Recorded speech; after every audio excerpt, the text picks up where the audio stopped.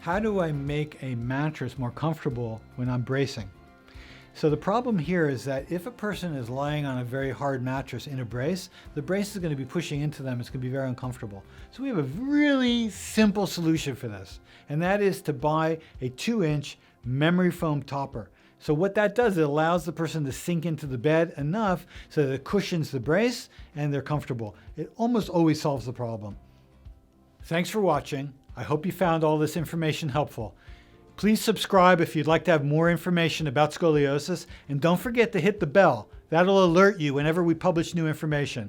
And if you've got any questions, write them in the comments field, and I'm going to make sure to address them in a future video. Thanks for watching.